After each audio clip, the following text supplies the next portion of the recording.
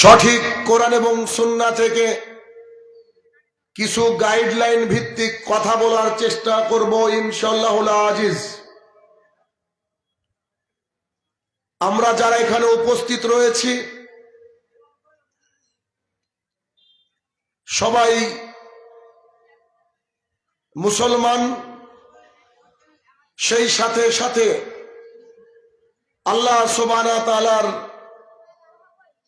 অনুগামী, আল্লাহ সুবহানাহু ওয়া তাআলার শুকরগুজারি, আল্লাহ সুবহানাহু ওয়া তাআলাকে ভালোবাসি, যার জন্য এত লোকের সমাগম এখানে হয়েছে এবং আমরা উপস্থিত হয়েছি। আমরা দিনকে ভালোবাসি বলেই কিন্তু আমরা এখানে এসেছি, দ্বিতীয় কোনো উদ্দেশ্য আমাদের নাই। আমরা এখানে যারা উপস্থিত রয়েছি কোনো একদিন আমাদের মায়ের পেট থেকে ভূমিষ্ঠ হয়ে আল্লাহর জমিনে এক দুই পা করে চলতে চলতে আজকে বড় হয়েছে। এ কথা নিশ্চিত যে কোনো একদিন যেদিন ফরমান জারি হয়ে যাবে আল্লাহর তরফ থেকে, সেদিন মালাকুল মউত এসে আমাদেরকে নিয়ে চলে যাবে। যখন আমাদেরকে নিয়ে চলে যাবে, আমাদের আত্মাটা চলে যাবে আল্লাহ সুবহানাহু ওয়া তাআলার কাছে। ফেরেশতারা পারমিশন চাইবে যে এই আত্মাকে ইল্লিনে নাকি সিজ্জিনে রাখবো। ততক্ষণে এলাকাবাসী সবাই এসে আপনার আমার নিথর দেহটাকে সুন্দর করে পানি দিয়ে গোসল করিয়ে, আতর সেন্ট মাখিয়ে, শুভ্র সাদা একটা কাফনে জড়িয়ে চারজন মিলে কাঁধে করে সেই জায়গায় রেখে আসবে যে জায়গায় রাত্রিবেলায় একা হাঁটলে হৃদয়ে স্পন্দন বেড়ে যায়। সেখানে রেখে আসার পর যেই বাবা 20 বছর যাবত আমাকে কোনো কাজ করতে যায়নি, যেই মা 15 বছর যাবত ভাতটা মাখিয়ে নিজে খাওয়িয়ে দিয়েছে, সেই বাবা এবং মা যেদিন আমি মারা যাব অন্তত পক্ষে একটা রাত আমি আমার সন্তানের পাশে থাকি, এ কথা বলে কোনো মা বাবা আমার আপনার পাশে থাকবে না। যে ইমাম সাহেবকে ভালোবাসেন, যার পেছনে সালাত আদায় করেন, সেই ইমাম সাহেব আপনার জানাজা পর্যন্ত অপেক্ষা করবে। জানাজা হয়ে গেলে তিনিও তার কাজে ব্যস্ত হয়ে যাবেন। যাদের সাথে স্কুল কলেজ থেকে এসে খেলাধুলা করার জন্য বেরিয়ে যান, যাদেরকে আপনি বলেন ফ্রেন্ড সার্কেল, সেসব বন্ধুরা আপনার কবরের পাশে দাঁড়িয়ে দোয়া করার জন্য যতটুকু সময় নেই অতটুকু সময়, তারপরে তারাও চলে যাবে। পৃথিবীর কোন রক্তের বন্ধন, কোন আত্মীয়তা, কোন রিলেশন আপনার সাথে কবরে যাবে না এবং আপনার কবরের উপরে থাকবে না। এটা হচ্ছে বাস্তবতা। যদি তাই হয়, দুনিয়ার বুকে বিপদে পড়লে আপনি আপনার বাবাকে ফোন দিতেন, বন্ধুকে ফোন দিতেন, নেতাদেরকে ফোন দিতেন। কবরের মধ্যে যখন আপনি আমি শায়িত থাকবো, তখন আমাদের কাছে কোনো ফোন থাকবে না, থাকবে না ইন্টারনেট কানেকশন, থাকবে না ওটিজি কোনো প্লাগ, থাকবে না কমিউনিকেশনের কোন রকমের কোনো মাধ্যম। অতএব আমি জানিয়েছি তাই নিয়ে কথা বলতে হবে দুজন ভয়ঙ্কর ফেরেশতার সাথে। রাসূলুল্লাহ সাল্লাল্লাহু আলাইহি ওয়াসাল্লাম বলছেন, একজনের নাম হচ্ছে নাকির, অপরজনের নাম হচ্ছে মুনকার। তাদের অন্তর খুব শক্ত, তারা দেখতে কালো, তাদের চোখ হবে নীল বর্ণের। তারা কবরে এসে আপনাকে একটা সেকেন্ড দেরি করবে না, সঙ্গে সঙ্গে আপনাকে উঠে বলা হবে মান রাব্বুকা, তোমার সৃষ্টিকর্তা কে। সঙ্গে সঙ্গে আপনাকে দ্বিতীয় প্রশ্ন করা হবে, আপনি কোন ধর্মের উপরে ছিলেন। দ্বিতীয় প্রশ্নের উত্তর দিতে না দিতেই তৃতীয় প্রশ্ন ছুড়ে দিবে মান মা হাজা রাজুল আল্লাযী বয়ুসাফিকুম, অথবা মান নাবিউকা। উত্তর যদি দিতে পারেন, কবরের জন্য, কবরের জীবনটা আপনার আমার জন্য যদি আমরা উত্তর দিতে পারি, সেটা হবে জান্নাতের বিছানাময়। রাসূলুল্লাহ সাল্লাল্লাহু আলাইহি ওয়াসাল্লাম বলছেন, যদি মানুষ উত্তর দিতে পারে, তাহলে উপর থেকে একজন ঘোষণাকারী ফাউনুদি মিনাদি মিনাস সামা, আল্লাহর তরফ থেকে একজন ঘোষণাকারী বলবে ফাফরিসুহু মিনাল জান্নাহ, তার জন্য জান্নাতের বিছানা বিছিয়ে দাও। ওয়া লিবাসু মিনাল জান্নাহ, তার জন্য জান্নাতের একটা পোশাক পরিয়ে দাও। ওয়া ইফতাহু লাহু বাবান মিনাল জান্নাহ, তার জন্য জান্নাতের একটা গেট খুলে দাও। সেই ব্যক্তি বলবে আমি দুনিয়াতে ফিরে যেতে চাই, আমি আমার রিলেটিভকে বলতে চাই আমি কত ভালোবাসি। সেই ব্যক্তি অন্য হাদিসে বলছে আমাকে একটু অজুর পানি দাও, আমি একটু অজু করে সালাত আদায় করতে চাই। সেই ব্যক্তি বলবে আমি আমার রিলেটিভ যারা ছিল তাদের কাছে ফিরতে চাই। ফেরেশতা বলবে তুমি এখানে ঘুমিয়ে থাকো, এখান থেকে রিটার্নের কোনো রাস্তা নেই। বাসর রাতে যেমন করে দুলা দুলানকে কেউ ডিস্টার্ব করে না, তোমাকে কেউ ডিস্টার্ব করবে না, তুমি উঠবা কিয়ামতের দিন। একই হাদিসের অপর পক্ষে যারা আমরা সালাত আদায় করি না, ইসলামের বিধান পালন করি না, দ্বীন ইসলামকে নিজের জীবনের গাইডলাইন বানায়নি, তাদেরকে একই প্রশ্ন করা হবে, উত্তর হবে হা হা লা আদরি, we have no capacity to give the answer.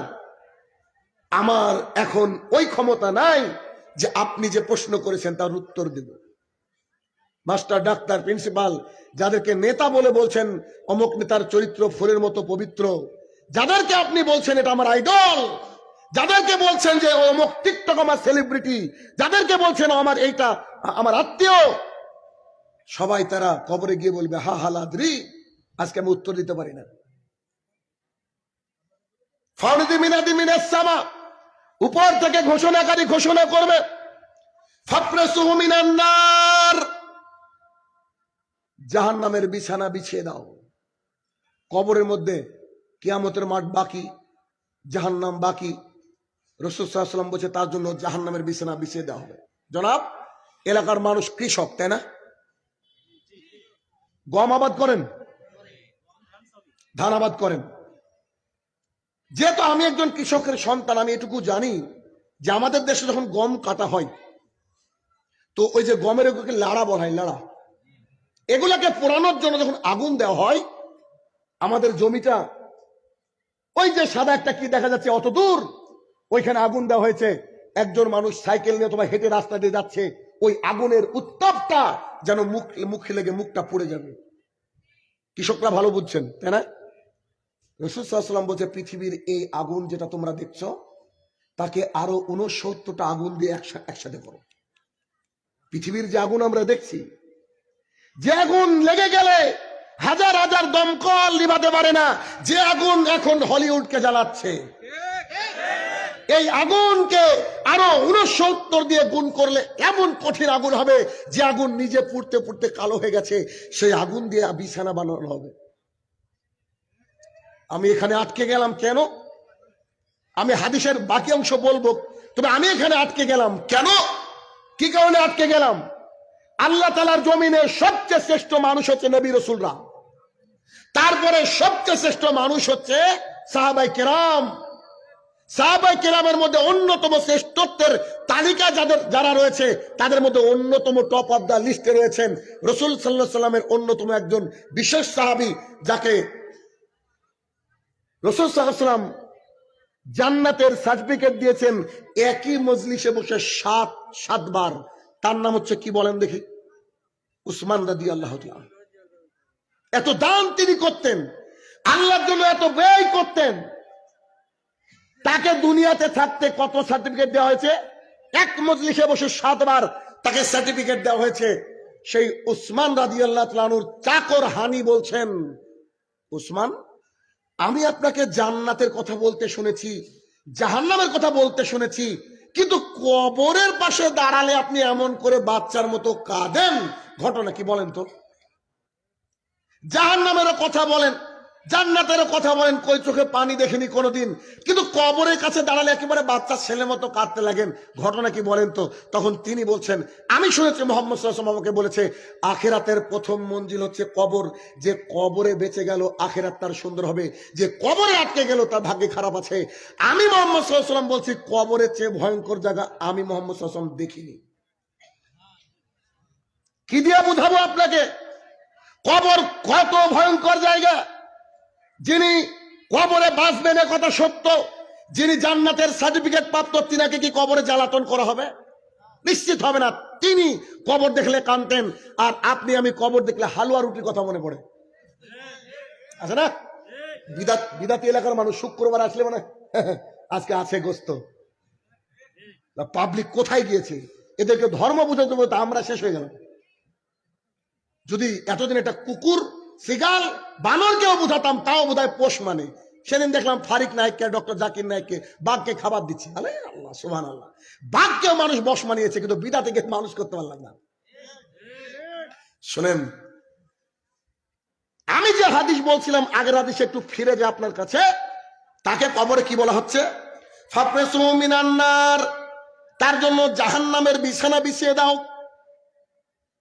পরের বাক্যে বলেন ও লেবাসু মিনান নার, জাহান্নামের পোশাক পরিয়ে দাও। ওয়াইফতাহু লাহু বাবান মিনান নার, জাহান্নামের দিককার গেট খুলে দাও। তখন সেই ব্যক্তি ফেরেশতার দিকে তাকিয়ে বলবে, জনাব বলছি বলেন না আল্লাহকে যেন কিয়ামতের মাঠ কায়েম না করে, কিয়ামতের মাঠ কায়েম না করে, কিয়ামতের মাঠ কায়েম না করে। কেন? ও বুঝতে পেরেছে, টের পেয়েছে। কেন? কবরে যা হচ্ছে, সাইজ হচ্ছে, কিয়ামতের মাঠ না আরো কত ভয়ঙ্কর। আলোচনা সলাতের কবরে গেলাম মানে, জি, ওখানে আপনার পীর সাহেব আপনাকে বাঁচাবে না, ওখানে আপনার ইমাম সাহেব আপনাকে বাঁচাবে না, ওখানে আপনার বাবা আপনাকে বাঁচাবে না, ওখানে আপনার মা আপনাকে বাঁচাবে না। ওখানে আপনাকে বাঁচাবে একটাই জিনিস, তরিকাই মুহাম্মদুর রাসূলুল্লাহ সাল্লাল্লাহু আলাইহি সাল্লাম। পৃথিবীর যত তরিকা আছে, কোন তরিকা আপনাকে কবরে বাঁচাবে না। তবে একজন শুনেছি বাঁচিয়েছিল, নাকির আর মুনকার এসেছে, একজন ব্যক্তিকে এসে বলছে মান রাব্বুকা। তখন বলছে তোর এত বড় সাহস, তুই বলছে মান রাব্বুকা, তুই চিনিস আমি কে? স্যার আপনি কে?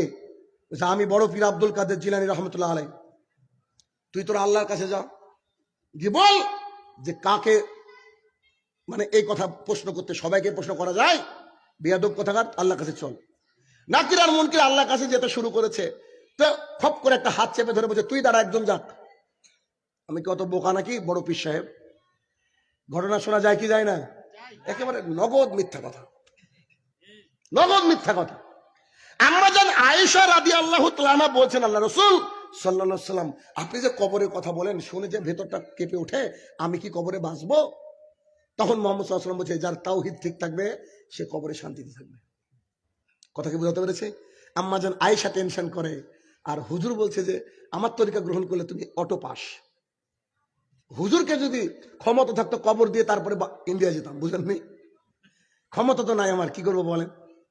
শোনেন, কথা বলি আপনাকে, আলোচনা হচ্ছে সলাতের।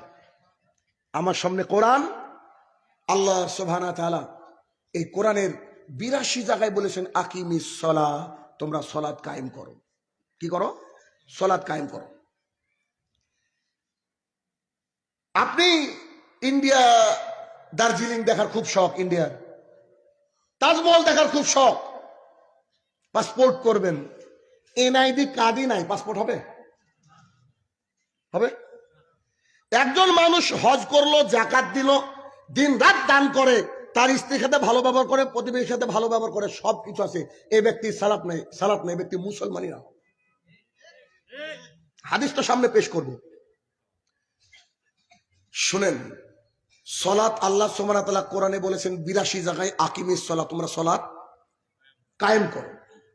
সোজা সাপটা কোরআনুল কারীমের আয়াত, সূরা মুদ্দাসসির আয়াত নম্বর 42 এবং 43। আল্লাহ সুবহানাহু ওয়া তাআলা বলেন মা সালাকাকুম ফিস সাকার, একদল জাহান্নামীকে জিজ্ঞাসা করা হবে তোমরা আজকে জাহান্নামে আসলে কেন? ক্বালু, তারা সেই দিন বলবে লাম নাকু মিনাল মুসাল্লিন, আমরা মুসল্লি ছিলাম না। তার মানে এ আয়াত স্পষ্ট করে দেয় যেই ব্যক্তি মুসল্লি সেই কেবল জান্নাতে যাবে, আর যেই ব্যক্তি মুসল্লি নয় সে ব্যক্তি জাহান্নামে যাবে। একেবারে স্পষ্ট আয়াত।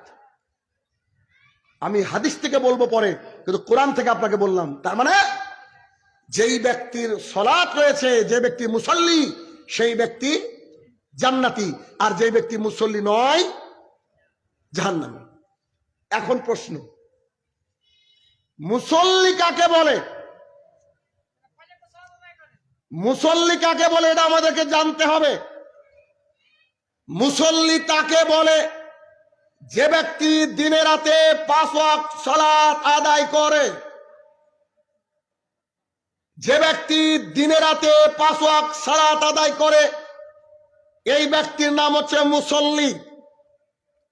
আবারও বলি, যে ব্যক্তি দিনে রাতে 5 ওয়াক্ত সালাত আদায় করে এই ব্যক্তি মুসল্লি।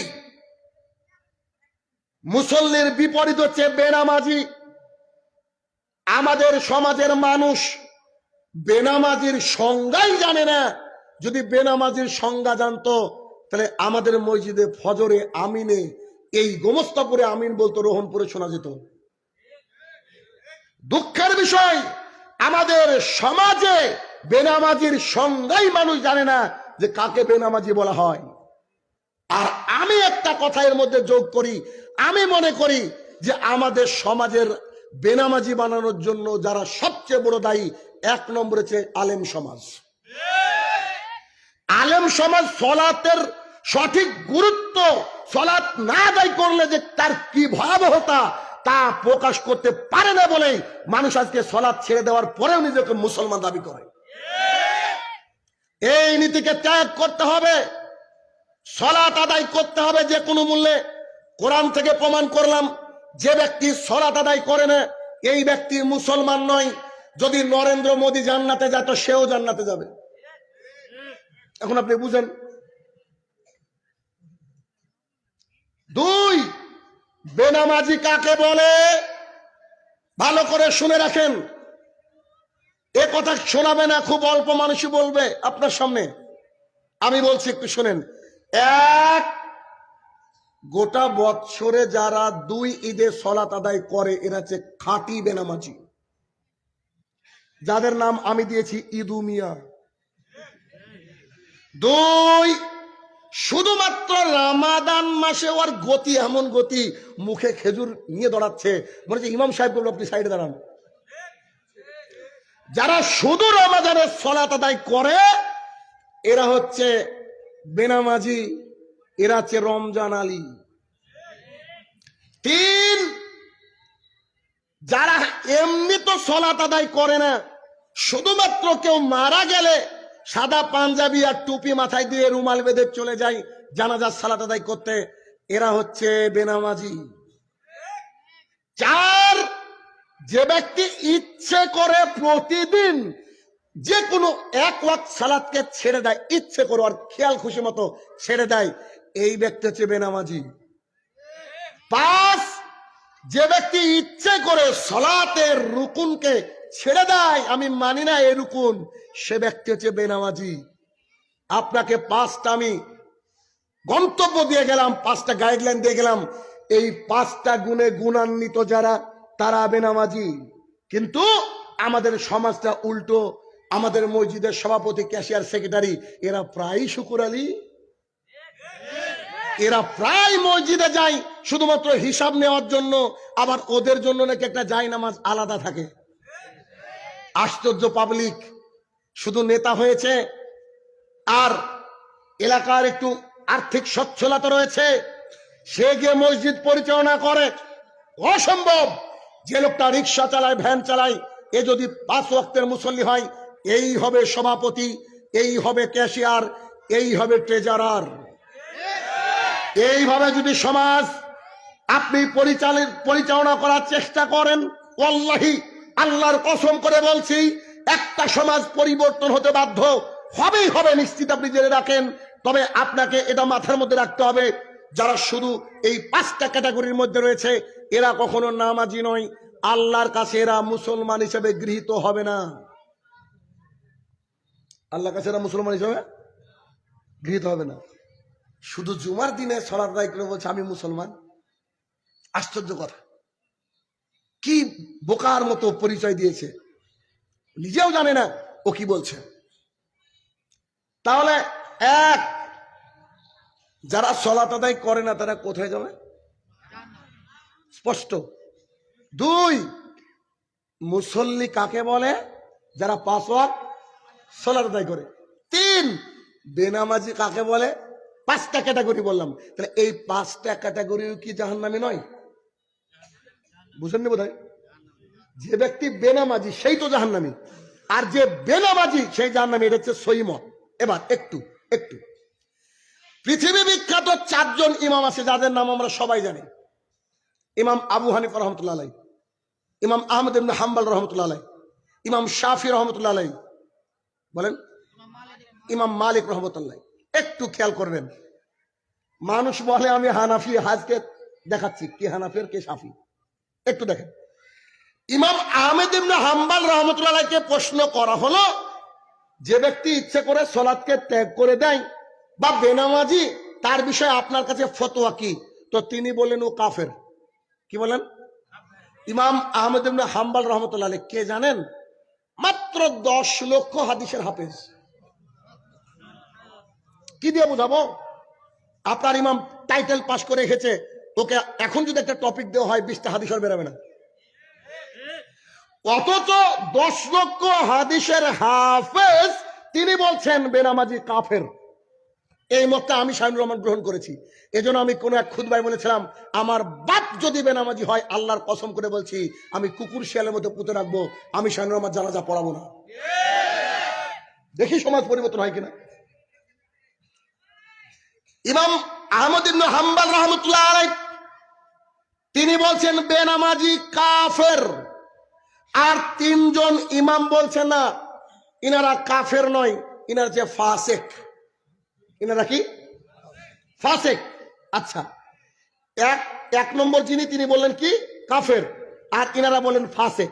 এবার তাদেরকে আবার জিজ্ঞাসা করা হলো, যে ব্যক্তি সালাতকে এভাবে ছেড়ে দেয়, খেয়াল খুশি মতো পড়ে, এদের ব্যাপারে আপনাদের শাস্তির বিধান কি? শাস্তির বিধান কি?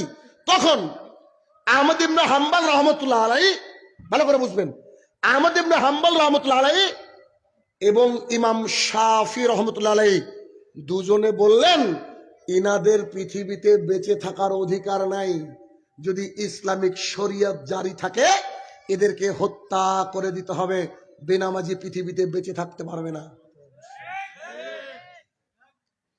আর 2 জন ইমাম, যার মধ্যে ইমাম আবু হানিফা রহমতুল্লাহ আলাইহি আছেন, যারা হানাফি নিজেকে দাবি করেন, আমার এই বাক্যের উপরে নজর দিতে হবে। যদিও আমি আপনাদেরকে হানাফি মনে করি না, আপনারা হচ্ছেন নকল হানাফি। আসল হানাফি যে বসে আছে স্টেজে। কেন আবু হানিফা রহমতুল্লাহ বলছি, যা সাহওয়াল হাদিসি ফাহুয়া মাযহাব, যেটা সহিহ হাদিস সেটা আমার মাযহাব। আমি যখন সহিহ হাদিস পাই, বাদ বাকিকে ছেড়ে দিই, আমি হচ্ছে পাক্কা হানাফি। যারা সমাজে নকল হানাফি, যারা বলেন ইমাম আবু হানিফা রহমতুল্লাহ এক অজুতে 40 বছর সালাত আদায় করেছেন, সেই নকল হানাফিদেরকে বলছি, তিনি বলছেন, আর আরেকজন ইমাম, এই 2 জন ওনারা বলছেন, কেউ যদি সালাত আদায় না করে, তাকে জেলখানার মধ্যে বন্দি করে দিতে হবে, অতক্ষণ মারতে হবে যতক্ষণ বলে আরে ছেড়ে দাও ছেড়ে দাও ছেড়ে দাও, আমি এখন থেকে জীবনের নামাজ ছাড়বো না, আমি এখন থেকে নামাজ পড়বো। হয় এটা বলবে, আর নাহলে মারতে মারতে মেরে ফেলো। কথা কি বুঝলেন বলেন তোমার? কথা কি বুঝতে পারলেন? আগের 2 জন ইমাম বলছে, যদি কেউ সালাত আদায় না করে, ওর কোনো কথাই শোনা হবে না, মেরে দাও। আল্লাহর জমিনে ও বাঁচতে পারবে না। আর পরের 2 জন ইমাম একটু শিথিলতা প্রদর্শন করে বলছে, ওদেরকে মারো, সুযোগ দাও, কথা বলার সুযোগ দাও, মারো মারো। মারতে মারতে এক পর্যায়ে বলছে যে জি জি ছেড়ে দেন ছেড়ে দেন ছেড়ে দেন, আমি সালাত আদায় করবো, তাহলে ওকে ছেড়ে দাও। আর ও যদি মুখ না খুলে কথা না বলে, তো মারতে মারতে মেরে ফেলো। হিসাব অনুযায়ী 4 জন ইমামই বললেন, যারা সালাত আদায় করে না সবাই হত্যার যোগ্য। 18 বছরের ছেলেটা আজকে সালাত আদায় করেনি, এই ছেলেটা মুরগি জবাই করেছে জলসা উপলক্ষে, এই গোস্ত খাওয়া হারাম। আমি বলছি না, সৌদি ফতোয়া বোর্ড, সৌদি ফতোয়া বোর্ড বলছে বেনামাজির হাতের জবাই করা পশু খাওয়া যাবে না। আরে আমার 6 বছরের মেয়েটা বেনামাজির হাতে পশু খায় না, আর আপনি 18 বছরের লোক 20 বছরের লোক পশু খান, আপনি পশু তাই খান। অসম্ভব। এলাকায় যদি কোনো ব্যক্তি মুরগি ছাগল গরু জবাই করে, ওই ব্যক্তি যদি বেনামাজি হয়, সবাই বয়কট করবেন, সবাই বয়কট করবেন, এর থেকে গোস্ত নিব না। প্রয়োজনে মুরগি কিনে এনে বাড়িতে এনে আপনার 8 বছরের ছেলেটাকে দিয়ে জবাই করান, যে 5 ওয়াক্ত সালাত আদায় করে, তাও জায়েজ। কথা কি প্রশ্ন হচ্ছে আমার? ক্লিয়ার বুঝছেন কি? আচ্ছা, এবার আসুন। আনাস রাদিয়াল্লাহু তাআলা আনহু বলেন, রাসূল সাল্লাল্লাহু আলাইহি সাল্লাম বলেছেন, কিয়ামতের মাঠে সর্বপ্রথম হিসাব নেওয়া হবে সালাতের। যেই ব্যক্তির সালাত টিকলো, অন্যান্য আমল টিকলো। আল্লাহর জমিনে যদি দামি ইবাদত দেখতে চান, নিজে কষ্ট করে যদি ইবাদত কোনটা হয়, সেটার নাম হচ্ছে সিয়াম। কি বলেন? রোজা। 1 মিনিট। রাসূলুল্লাহ সাল্লাল্লাহু আলাইহি সাল্লাম বলছেন, আমি একটু বুঝাই। এর নাম হচ্ছে আব্দুল্লাহ, আর এটা হচ্ছে জাহান্নাম। এটা কি? জাহান্নাম। একদিনের রোজার সিয়ামের ফজিলত দেখাবো, তারপরে বলছি। রাসূলুল্লাহ সাল্লাল্লাহু আলাইহি সাল্লাম হচ্ছে আব্দুল্লাহ। আল্লাহ রাসূল আব্দুল্লাহ বলেননি, বোঝানোর জন্য বলছি। ডোন্ট টেক ইট আদারওয়াইজ, অন্যদিকে নিয়েন না, কারণ প্র্যাকটিক্যালি বোঝাতে হবে তো পাবলিককে, বুঝেন না? আলেমরা তো কেঁদে সুর করে বাঘের গল্প গরু গল্প দিয়ে শেষ করেছে। এখন একটু শুনেন, ক্লাস করেন। এটা হচ্ছে আব্দুল্লাহ, এটা হচ্ছে জাহান্নাম। রাসূল সাল্লাল্লাহু আলাইহি ওয়াসাল্লাম বলছে, ও আমার সাহাবীরা, শোনো শোনো শোনো, তোমরা যদি আল্লাহর রাস্তায় একদিন সিয়াম পালন করো, কদিন? একদিন সিয়াম পালন করো, তো তোমার আর জাহান্নামের মাঝে একটা গর্ত খনন করা হবে। কি? পরীক্ষা। পরীক্ষা কেন? আচ্ছা, এখন এই দুটো লেগে আছে, এর মাঝে যদি গর্ত খনন করে, এটা দূরে যাবে না? যাবে? যাবে, যাচ্ছে। তো ধরেন এত দূর আসলো, এবার ফেরেশতা খুঁড়ছে। রাসূলুল্লাহ সাল্লাল্লাহু আলাইহি সাল্লাম বলছেন যে তার আর জাহান্নামের মাঝে গর্ত খনন করা হয়। সাহাবীরা খুব চালাক ছিলেন। আল্লাহ রাসূল সাল্লাল্লাহু আলাইহি সাল্লাম বলছে, গর্ত সাইজ কেমন হবে? গর্তর সাইজ কেমন হবে? রাসূল সাল্লাল্লাহু আলাইহি সাল্লাম বললেন, গর্তের দূরত্ব হবে জমিন থেকে আসমান পর্যন্ত। কি দিয়ে বুঝামো? আব্দুল্লাহ যেখানে সেখানে রয়েছে, জাহান্নাম চলে গেছে কোথায়? আকাশে। একদিন আল্লাহকে খুশি করে কেউ যদি সিয়াম পালন করে, তার থেকে জাহান্নাম চলে যায় 1 আসমান দূরত্বে। আরে 30টা পা আলহামদুলিল্লাহ করেছি গত রমাদানে, আবার করবো ইনশাআল্লাহ। আল্লাহ সুবহানাহু ওয়া তাআলা কিয়ামতের মাঠে বান্দাকে নিজ হাতে পুরস্কৃত করবেন যারা রোজা করবে। আল্লাহ তাআলা বলছেন যে যারা সিয়াম পালন করে তাদের মুখের গন্ধ আমার কাছে মিশকে আম্বারের চেয়েও শ্রেষ্ঠ। এত কষ্ট করি, পেটের মধ্যে একবারে ঘুঘু চড়ে বেড়াচ্ছে খিদের জ্বালায়। 6টা 5 মিনিটে ইফতার, এখন বাজছে 6টা। সামনে এতগুলা পানীয়, কত কি রুআবজা, আপনার জলের পানির বোতল, তারপর আরো কত কি থাকে, কত যে খাবার। আল্লাহর কত আনুগত্যশীল আমরা, শুধু খেজুরটা নারী মুখে পর্যন্ত দিতে পারি না। আল্লাহকে কত ভয় করি। আল্লাহর জমিনে শ্রেষ্ঠ কোনো ইবাদত থাকলে সিয়াম আছে, কিন্তু কিয়ামতের মাঠে সিয়াম সম্পর্কে প্রথমে জিজ্ঞাসা করা হবে না। সিয়াম হচ্ছে জাহান্নাম থেকে বাঁচার ঢাল। যে ব্যক্তি সিয়াম পালন করবে, ও জাহান্নাম থেকে ওকে বাঁচাবে, ওর রোজাটা। কিন্তু কিয়ামতের মাঠে সিয়াম এর ব্যাপারে কোনো কথা শুরুতে হবে না। 2, আল্লাহ তাআলার জমিনে এমন একটা ইবাদত আছে যার একটাই নেকি। সেই নেকিটা কি? কোন ব্যক্তি যদি হজ করে, হজ যদি কবুল হয়ে যায়, তাহলে সেই ব্যক্তির জন্য জান্নাত ওয়াজিব। 8 লাখ টাকা খরচ করে বাংলাদেশ থেকে হজ করতে গিয়েছেন, আপনি হজ করেছেন, হজ করার পর আপনার হজটা কবুল হয়ে গেছে। এখন মুহাম্মদ সাল্লাল্লাহু আলাইহি ওয়াসাল্লাম বলছে, এই লোকটা মায়ের পেট থেকে যেদিন হয়েছিল, ওর যেমন পাপ ছিল না, এখন ওর পাপ আর নাই। এরকম এই হচ্ছে হজ। কিন্তু এত দামি টাকাওয়ালা ইবাদত হজ, যে হজের ব্যাপারে প্রথমে প্রশ্ন করা হবে না। রাসূল সাল্লাল্লাহু আলাইহি ওয়াসাল্লাম বলেন, কিয়ামতের মাঠে প্রথম হিসাব নেবে সালাতের। 5 ওয়াক্ত যার সালাত টিকলো, তার ওই যে সিয়াম টিকবে। 5 ওয়াক্ত যার সালাত টিকলো, তার হজ টিকবে। 5 ওয়াক্ত যার সালাত টিকলো, তার দান টিকবে। 5 ওয়াক্ত যার সালাত টিকলো, তার বাকি কিছু টিকবে। সালাত কত বড় ইবাদত!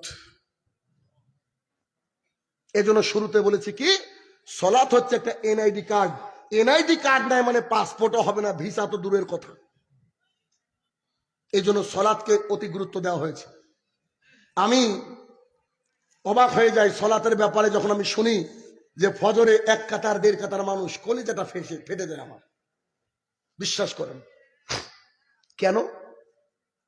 কারণ আমার ভাই সে জাহান্নামে যাবে, এটা আমার দেখতে ভালো লাগবে? কারণই ভালো লাগবে?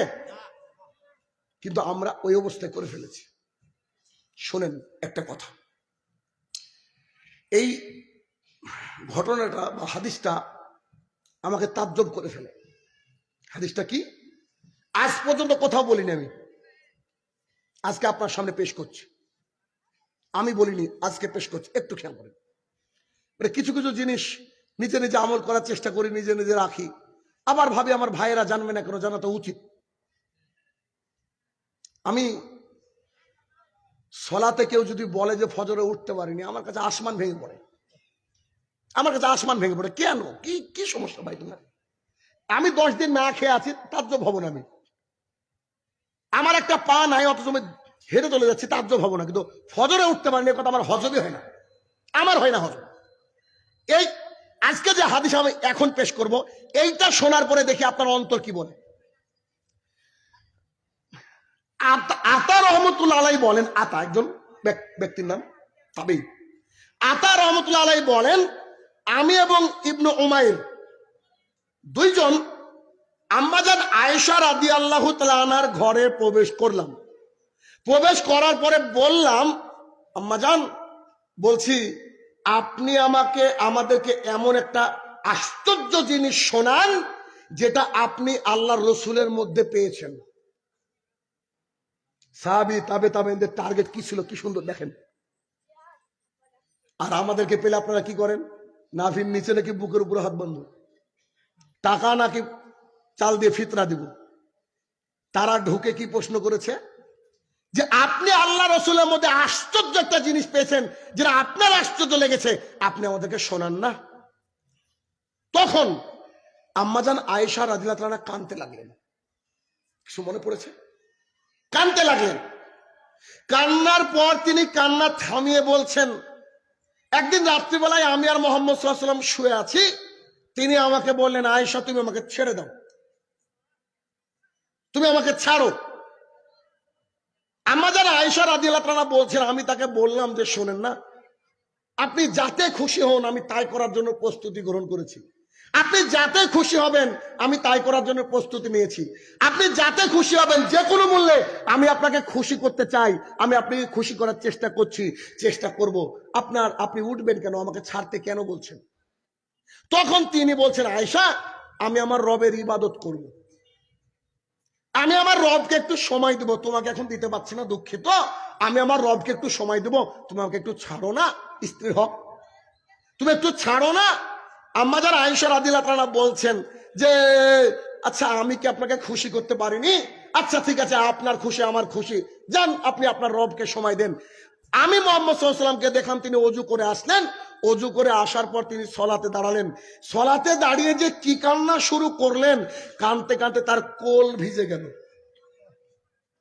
কত পানি পড়লে কোল ভিজে যায়, কি দিয়ে বোঝাবো আপনাকে আমি? কত চোখের পানি পড়লে কোল ভিজে যায়। তিনার কোল ভিজে গেল। তিনি আবার একটু পরে আবার কাঁদতে শুরু করলেন সলাতের মধ্যে। তিনি অঝরে কেঁদে যাচ্ছেন। কাঁদতে কাঁদতে আমি খেয়াল করে দেখলাম যে তার মাটি পর্যন্ত ভিজে গেল, যেখানে সেজদা করছিলেন সেই মাটি পর্যন্ত ভিজে গেল। এমতো অবস্থায় বিলাল রাদিয়াল্লাহু আনহু সলাতের জন্য ডাকতে আসলেন আল্লাহ রসুলকে। আল্লাহ রসুল কাঁদছেন, এইটা দেখে বিলাল রাদিয়াল্লাহু আনহু বাইরে থেকে বলছেন, আল্লাহ রসুল সাল্লাল্লাহু আলাইহি সাল্লাম আপনার তো আগের গুনাহ পিছনের গুনাহ কিচ্ছু নাই, আল্লাহ তাআলা ক্ষমা করে দিয়েছেন। আপনি কেন এত কষ্ট করেন? আপনি কেন এত কান্নাকাটি করেন? আপনি এত কাঁদছেন কেন? আপনি একটু থামুন না, আমাদের কষ্ট হচ্ছে। আপনি এত কাঁদেন কেন? এত কষ্ট করেন কেন? আপনার আগের গুনাহ নাই, আপনার পেছনের গুনাহ নাই। তখন মুহাম্মদ সাল্লাল্লাহু আলাইহি ওয়াসাল্লাম বলছে, বিলাল আজকে আমার উপরে আল্লাহ তাআলা যে আয়াত নাজিল করেছে, এটা যদি আমি পড়ি, এই আয়াতগুলোকে যদি আমি বিশ্লেষণ করি, তাহলে আমার রবের আমি সন্তুষ্ট অর্জন করব কি করে? তাই তো আমি দাঁড়িয়ে সালাত আদায় করছি আর কাঁদছি। আমি আপনাকে কি দিয়ে বুঝাই? অত্র হাদিস যদি আপনি ভেতরে বাড়িতে নিয়ে যেতে পারেন, আজকের পর থেকে সালাত আপনার নষ্ট হবে না ইনশাআল্লাহ। এখানে আরেকটা কথা আছে। কথা কি? রাসূল সাল্লাল্লাহু আলাইহি সাল্লাম সলাত আদায় করছেন, তিনি যদি ওই সলাতটা নাও আদায় করতেন তবু তিনি জান্নাতি। কেন? তার কোনো গুনাহ নাই। আর আমার কাছে হাদিসের সবচেয়ে আশ্চর্য বিষয় যেটা লেগেছে, এটা আমার ব্যক্তিগত মতামত, বিলাল রাদিয়াল্লাহু তাআলা রাসূল সাল্লাল্লাহু আলাইহি ওয়াসাল্লামকে ডাকতে আসলেন সলাতের জন্য। তার মানে আল্লাহ রাসূল সাল্লাল্লাহু আলাইহি ওয়াসাল্লাম যদি বেলা রাত্রি 12টায় দাঁড়িয়ে যান নামাজ পড়তে, বিলাল ডাকছে সকাল 5টায়। কেন? বিলাল তো ডাকবে ফজরে। কথা কি বুঝতে পারছেন? এটা আমার বিশ্লেষণ, আমি ছোট মানুষ, কিছু বুঝি না, যতটুকু বুঝি এটা আমার কথা। যে কি আল্লাহ রাসূল ধরেন কথার কথা 1টায় দাঁড়িয়েছে বা 5টায়, মানে 12টায় দাঁড়িয়েছে, এবার বিলাল ডাকছে, হয়তো মোহাম্মদ সাল্লাল্লাহু আলাইহি ওয়াসাল্লামকে 5টায় ডাকছে। এই যে 12টা থেকে 5টা, এই যে 2, 3, 4, 5 ঘন্টা, যত ঘন্টা, এত ঘন্টা দাঁড়িয়ে তিনি সালাত আদায় করেছেন। আপনার আমার অবস্থা কি? আপনার আমার শুধু অ্যাকাউন্টে গুনার গুনাহ, গুনার গুনাহ, গুনার গুনাহ। যেই ব্যক্তিত্বের আগের গুনাহ পেছনের গুনাহ সব মাপ, তিনি নাকি সালাত আদায় করছেন ফজর পর্যন্ত। বিলাল বলছে সময় হয়ে গেছে, তাড়াতাড়ি আসেন। বলেন বাঁচার রাস্তা কি? আমি তো দেখি না যে বাঁচার রাস্তা আমাদের আছে। অতএব আল্লাহর জমিনে যতদিন জীবিত থাকতে হবে ততদিন আপনাকে আমাকে সালাত আদায় করতে হবে, এর বিকল্প কোন রাস্তা নাই। বারা ইবনে আযিব রাদিয়াল্লাহু তাআলা আনহু বলেন, বুরাইদা রাদিয়াল্লাহু তাআলা আনহু বলেন, রাসূল সাল্লাল্লাহু আলাইহি সাল্লাম বলেছেন, আমাদের আর তাদের মাঝে পার্থক্য হচ্ছে সালাত। যার সালাত আছে ওই মুসলমান, আর যার সালাত নাই ও ব্যক্তি কুফরি করলো, অর্থাৎ কাফের। তার মানে যে ব্যক্তি 5 ওয়াক্ত সালাত আদায় করে না, মুসলমানের বাচ্চা বলে দাবি করে, ওই ব্যক্তি মুসলমানের বাচ্চা তো ঠিক আছে, এই ব্যক্তি আল্লাহর কাছে মুসলমান নয়। ইমাম সাহেবকে বুকের পাটা নিয়ে খুতবা দিতে হবে, খুতবার দিনে উঠে বলতে হবে, জনাব শোনেন, রুজির মালিক আল্লাহ, রিক্সা চালিয়ে খাবো, অটো চালিয়ে খাবো, সিএনজি চালিয়ে খাবো, আজকের দুটো বাক্যর উপর আমি অটল থাকবো। এক, আমার মুসল্লি যারা উপস্থিত আছেন তারা শুনে রাখেন, আজকে জুমার দিন, জুমার দিনে যত মুসল্লি আমার এত ফজরে চাই, বরং এর চেয়ে বেশি চাই। আমি একটা কথা আজকে বলতে চাই, ইমাম সাহেব এভাবে এই গতিতে বলবে, এক, যে ব্যক্তির বাড়িতে সবাই 5 ওয়াক্ত সালাত আদায় করে না, ওই ব্যক্তির বাড়ির যদি কারোর বিয়ে লাগে, আমি ইমাম সাহেব তার বিয়ের পড়াতে যাব না। 2, বেনামাজি যদি মারা যায়, যারা আমাদের মসজিদের আন্ডারে, ওরা যদি মারা যায়, আমি ইমাম সাহেব তাকে কুকুরের মতো পুঁতে রাখবো। কেন? তার জানাজা করাবো না, কারণ মুসলমানের জানাজা হয়, অমুসলমানের না। যদি বলেন কুকুরের মতো পুঁতে রাখবেন কেন? এটা কুকুর মারা গেলে পচে দুর্গন্ধ বেরায়, সমাজের ক্ষতি করে, তাই ও পচে দুর্গন্ধ হবে, সমাজের ক্ষতি করবে, তাকে পুঁতে রাখবো কুকুরের মতো। এই আইন যদি জারি করতে পারেন, ওয়াল্লাহি আল্লাহর কসম করে বলছি, ফজরে 100তে 100 মুসল্লি পাবেন। যদি বিশ্বাস না হয়, চাপায়ের বর্ডার পার করে একদিন শাহিনুর রহমানের মসজিদে যাবেন, বুকের উপরে হাত রেখে বলে যাচ্ছি, আমার মসজিদে 100তে 100 মুসল্লি ফজরে উপস্থিত। কারণ আমার মসজিদের ইমাম আমি। আপনি আমার কোরআন তেলাওয়াত অশুদ্ধ ধরেন, আপনি আমার মাখরাজ খুঁজেন, আপনি জানেন কি কষ্টে আমরা দাওয়াতি কাজ করি। ঘরে ঘরে মাদ্রাসা, ঘরে ঘরে আলেম। আপনি ব্রাদার রাহুলের ভুল ধরেন যে মাখরাজ ভুল, আরে ভাই আমাদের সাথে কেউ ছিল না। আমরা যখন হেদায়েত পেলাম, হেদায়েত পাওয়ার পরে আমরা দেখলাম যে 12 তাকবীরে ঈদের সালাত, আরে 6 তাকবীরে মেনে নি কি করে গো। আম্মা জান আয়েশা রাদিয়াল্লাহু তাআলা বলছেন, মুহাম্মদ সাল্লাল্লাহু আলাইহি ওয়াসাল্লাম বলেছেন, এই শোনো, ইহুদি খ্রিস্টানরা খুব রাগ করে সালাম আর আমিন শুনে, তোমরা বেশি বেশি সালাম দাও আর আমিন বলো। আবু হুরায়রা রাদিয়াল্লাহু তাআলা আনহু বলেন, রাসূল সাল্লাল্লাহু আলাইহি ওয়াসাল্লাম বলেছেন, কোন ব্যক্তি যদি সালাতের মধ্যে আমিন জোরে বলে আর তার আমিন ফেরেশতার আমিনের সাথে মিলে যায়, তার পাপ যদি সমুদ্রের ফেনার পরিমাণ হয়, আমি আল্লাহ তাআলা সেই পাপকে ক্ষমা করে দেব। আর তুমি মসজিদে লিখে রাখছো, এই মসজিদে আমিন বলা যাবে না, কর্তৃপক্ষ, তোমার কর্তৃপক্ষের মুখে লাথি মারি। এটা আল্লাহ তাআলার ঘর, আল্লাহ তাআলার ঘরে আল্লাহর আইন চলবে। তুমি কে হবে তা? আল্লাহর ঘরে আল্লাহর আইন চলবে। আবু হুরায়রা রাদিয়াল্লাহু তাআলা আনহু বলেন, রাসূল সাল্লাল্লাহু আলাইহি সাল্লাম বলেছেন, যেই ব্যক্তি পায়ের সাথে পা, কাঁধের সাথে কাঁধ মিলে সালাত আদায় করবে, সেই ব্যক্তির জন্য আমি আল্লাহ তাআলা জান্নাতে ঘর নির্মাণ করব। তুমি আমাকে গুলি করে দিলেও আমি পায়ে পায়ে কাঁধে কাঁধ মিলে সালাত আদায় করব। কেন? আমার জান্নাতে ঘর দরকার। তোমার আমার তুমি যে আইন কানুন চালু করেছো, আমি কোর্টকে বুড়ো আঙুল দেখাই। আমি কবরের কথা কেন শুরুতে বললাম? এই জন্যে আপনার ইমাম, আপনার মসজিদের কর্তৃপক্ষ ওই যে সব নিয়মগুলা লিখেছে, এই সব নিয়ম আলাদা আপনার সাথে কবরে থাকবে না, এটা বোঝানোর জন্য, এতদূর আপনাকে নিয়ে আসার জন্য শুরুতে কবরের কথা বললাম। কেন? এখন শুনেন, 1 মিনিট। ধরেন আপনি আমাকে এখানে একটা হাদিয়া দিলেন, এই মাহফিলে একটা হাদিয়া দিবেন তো নাকি? দিলেন হাদিয়া, হাদিয়াটা নিলাম, নিয়ে এখন রোহনপুরে গিয়ে আমার গাড়ির পেট্রোল তুলতে হবে, তেল তুলতে হবে। গিয়ে বললাম যে পেট্রোল দেন, পেট্রোল উনি দিলেন। এবার আপনারা করেছেন কি, যে আমাকে হাদিয়া দিয়েছেন, টাকা দিয়েছেন, ওর মধ্যে 500 টাকার একটা জাল নোট দিয়েছেন। ভালো করে বুঝেন। এখন ওই জাল নোটটা যদি আমি পেট্রোলওয়ালাকে দিই, পাম্পওয়ালা কি জালসা কমিটিকে ধরবে না আমাকে সাইজ করবে? আমাকে বলবো, হো হুজুর হয়ে আপনিও। আমার সাথে ঘটেছে। আমি ইন্ডিয়াতে ইংরেজি পড়াই, অফলাইন অনলাইন, এদেশেরও বহু ছাত্র আমার কাছে পড়ে। মানে আপনারা দেখে বিসিএস আছে না, বিসিএস, তারপরে যে শিক্ষক নিবন্ধন পরীক্ষা, এগুলো আমি পড়াই আর কি। আমি ইংরেজি নিয়ে পড়াশোনা করেছি, আমার জীবনটা ইংরেজি নিয়ে। আমার লেখা বহু বই আলহামদুলিল্লাহ চলে পশ্চিমবঙ্গে। তো আমি করেছি কি, আমাকে টাকা দিয়েছে। আর আমি কোনোদিন হাদিয়া, তো সবাই জানে বোধহয়, এতদিন সবাই জেনে গেছে যে শাহিনুর রহমান হাদিয়ার দিকে তাকিয়েছে, কেউ যদি প্রমাণ করতে পারে জীবনে বক্তৃতা করবে না। এটা আমার কথা। কিন্তু আমাকে মানুষ কি পরিমাণে ঠকায় আল্লাহ ছাড়া আর কেউ জানে না, ফেরেশতারাও জানে না।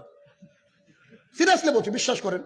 আমি চাই না তো মানুষ আমাকে যে কি পরিমাণে ঠকায়। আরে বাংলাদেশের বুকে গাড়ি ভাড়া পর্যন্ত উঠে না। আমি বাংলাদেশ থেকে এখানে ঢুকেছি, আমার আত্মীয় স্বজন আছে, তাদের জন্য তো বাজার করতে হবে। তো সামান্য কিছু নিয়ে তাই 70,000-এর উপরে খরচ। ইন্ডিয়ান 70,000 মানে বাংলাদেশে 1,10,000-এর উপরে। তারপরে আচ্ছা ঠগান না, আমার দরকার না, আমি ব্যবসা করি না, আমি তাওয়াক্কুল আল্লাহর উপরে করেছি। কথা বুঝেন? তো আমাকে টাকা দিয়েছে, টিউশনের কোনো টাকা, আমি টাকা পকেটে রেখে দিয়েছি। খুব পরিচিত পাম্প, বাইক নিয়ে গেছি তেল ঢুকানোর জন্য। তো আমি যখন টাকা দিয়েছি, তা আমার দিকে তাকিয়ে বলছে, স্যার টাকাটা যে যাও। মানে ওনার অ্যাপ্রোচটা আমার খারাপ লেগেছে। উনি হিন্দু, ভালোবাসেন, কিন্তু ওনার অ্যাপ্রোচটা এমন রেখেছে, ওনার ফেসটাকে দেখে মনে হচ্ছে যে আমি জেনে বুঝে ওনাকে দিয়েছি। আমি মানে আমি কিন্তু তখনও বুঝতে পারিনি টাকাটা জাল। তো আপনি বুঝতে পারছেন না, ধরেও বোঝা যায় না। আমি নিয়ে বুঝি টাকাটা কি জাল। তুমি বুঝি হ্যাঁ জাল। সঙ্গে সঙ্গে আমি ছিঁড়ে ফেলে দিয়েছি, সঙ্গে সঙ্গে ওইখানে। তো বলছে, স্যার আপনি সত্যি জানতেন না? আমি আপনি তো মহাবেকু, দাঁড়িয়ে আছে, এটা তো দেখে কথা বলেন। আমি আপনার এখানে তেল ঢুক, আপনি চিনেন না আমাকে? না না না, সে তো চিনি, কিন্তু ভাবছি। আল্লাহ তাআলা এমনি বলেছে নাকি, ওদের ভেতর থেকে না যাস, অপবিত্র। বুঝলেন না? ওরা চিনলই না মুসলমান কাকে বলে। তো রোহনপুরে গিয়ে আমি জাল নোট নিয়ে আমি ধরা পড়েছি। সাইজকে আমাকে করবে না, কমিটিকে। হুজুর শিখিয়ে দিয়েছে টাঙ্কির নিচে হাত বাঁধতে হবে। হুজুর শিখিয়ে দিয়েছে একবার আঙুল মারতে হবে। হুজুর শিখিয়ে দিয়েছে সালাতের পরে মাথায় হাত দিতে হবে। হুজুর শিখিয়ে দিয়েছে সঙ্গে সঙ্গে মুনাজাত ধরতে হবে। আচ্ছা, আমি শাহিনুর রহমান, আমি হানাফি মানুষ। হুজুর বলেছে, আমি দিন ধর্ম বুঝি না, আমি দলিল বুঝি, জমিন পর্চা বুঝি, রেকর্ড বুঝি, জমিন আইন বুঝি, কিন্তু আমি এই জায়গায় নাদান।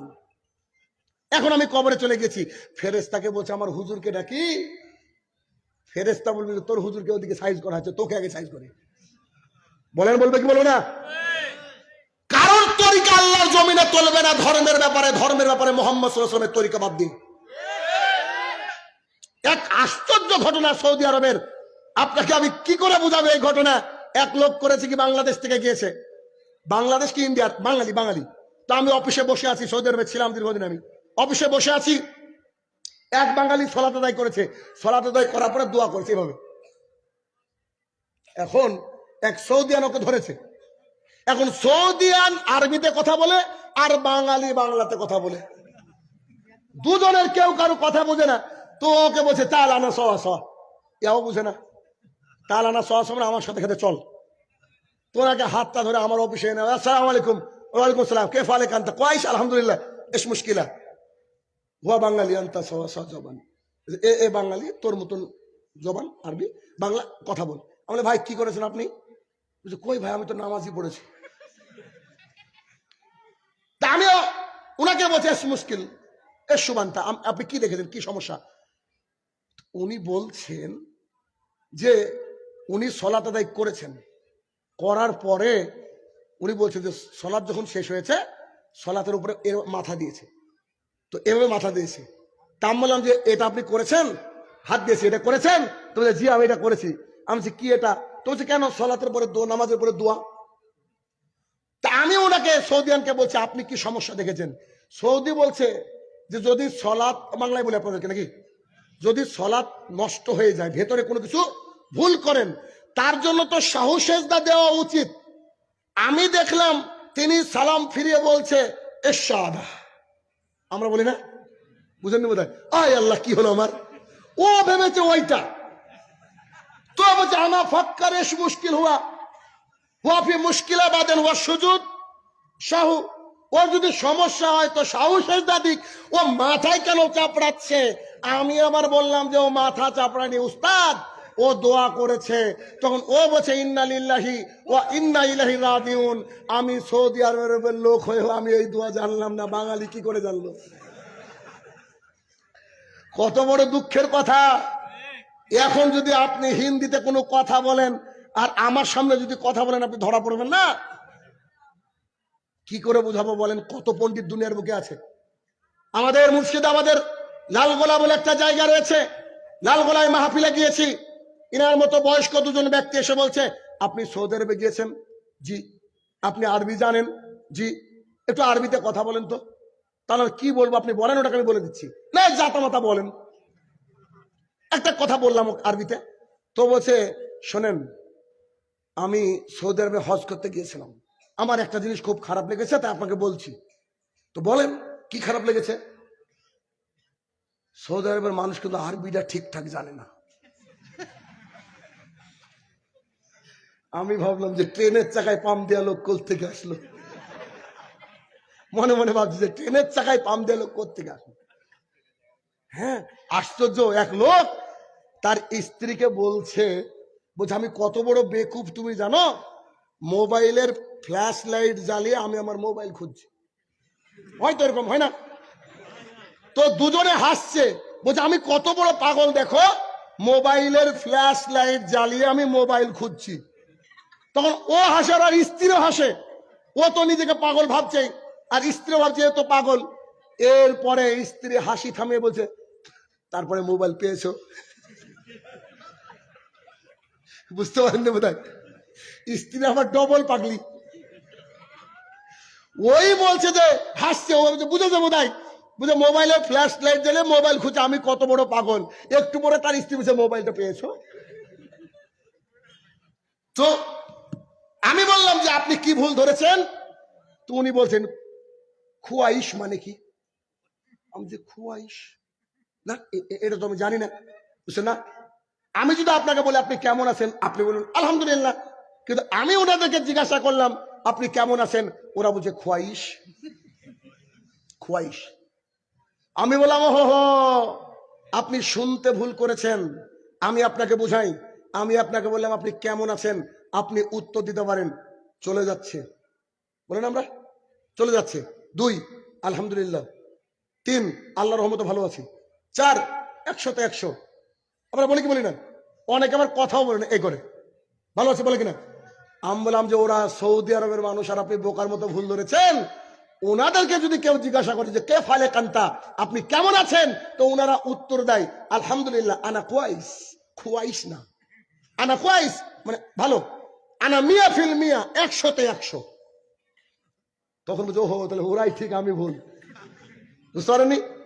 তো আপনাদেরকে এটুকুই বোঝাতে চাইছি যে যে দিন ইসলাম সৌদি আরব থেকে গোটা বিশ্বে ছড়িয়েছে, সেই দেশের মানুষই ভালো বুঝবে নাকি আমরা ভালো বুঝবো?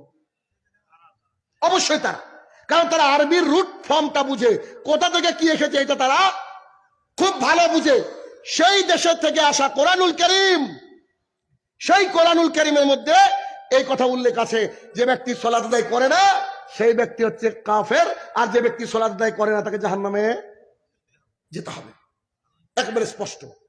তাহলে মুসলমান আর কাফের মধ্যে পার্থক্য করে কে? সালাত। আল্লাহর জমিনে সবচেয়ে দামি ইবাদত গুলো সালাতের কাছে এসে একটু নিচে চলে গেছে। কেন? যার সালাত নাই তার কি নাই বলেন? তার দিন ধর্ম যা কিছু আছে এগুলো কোনো কিছু নাই। আচ্ছা, এবার আরেকটু কঠিন কথা, দেখেন, এটা আপনাদের রাস্তা, তাই না? এটা সামনে রাস্তা তো। আচ্ছা, এই যে সামনে দিয়ে রাস্তাটা চলে যাচ্ছে, ইমানদারির সাথে উত্তর দিবেন, ইমানদারির সাথে, এই রাস্তার উপরে কোন নারী আর পুরুষকে সহবাস করতে দেখেছেন কেউ কখনো? জেনা করতে দেখেছেন? দেখেননি নিশ্চিত। 2, দিনের বেলায় রাস্তার উপরে দাঁড়িয়ে ছিনতাই করতে এইখানে দেখেছেন? দেখেননি। 3, একেবারে রাস্তার মধ্যে বসে মসজিদের পাশে মদ খাচ্ছে ওপেনে দেখেছেন? দেখেননি। কিন্তু চায়ের দোকানে চায়ের কাপে চুমুক দিচ্ছে, আর একেবারে কাছে মসজিদ, এটা চায়ের দোকান, এই আম গাছটার পাশে হচ্ছে মসজিদ, ওখানে হাই আলাস সালাহ হচ্ছে, আজান হচ্ছে, চায়ের দোকানে মুসল্লি বসে আছে, এটা দেখেছেন? এমনকি জুমার আজান পড়ে যাওয়ার পরেও দোকানে দোকানে বিক্রি করছে, এটা দেখেছেন? দড়িয়ে দড়িয়ে খুতবা ধরে, এটা দেখেছেন? এবার আপনাকে বোঝাতে চাইছি, একজন বেনামাজি একটা বেশ্যা মহিলার চেয়ে খারাপ। কেন? বেশ্যা মহিলা নিজের দেহ বিক্রি করে ওপেনে না, তার লজ্জা লাগে। একজন বেশ্যা মহিলা নিজের যৌনবৃত্তি চাহিদাকে পূরণ করে টাকার মাধ্যমে গোপনে একটা ঘরে, গোপনে অন্ধকারে। সেই বেনামাজি বেশ্যা মহিলার চেয়ে একজন নামাজি খারাপ। কেন? মসজিদের পাশে হাই আলাস সালাহ শুনে ও যাচ্ছে না, তার মানে আল্লাহর মুয়াজ্জিনকে বলছে আমি যাবো না, তুই কি করবি কর। বুঝলেন? হাই আলাস সালাহ মানে কি? মসজিদে আসো আর আমি যাচ্ছি না, এটার মানে কি? এটা মানে তো আমি অধ্যত্ত আচরণ করছি। একজন বেনামাজি একজন ডাকাতের চেয়ে খারাপ। ডাকাত প্রকাশ্যে মানুষকে লুট করে না, গভীর রাতের অন্ধকারে ডাকাত লুট করে, আর ও প্রকাশ্যে দিবালোকে বসেও সালাতে যাচ্ছে না।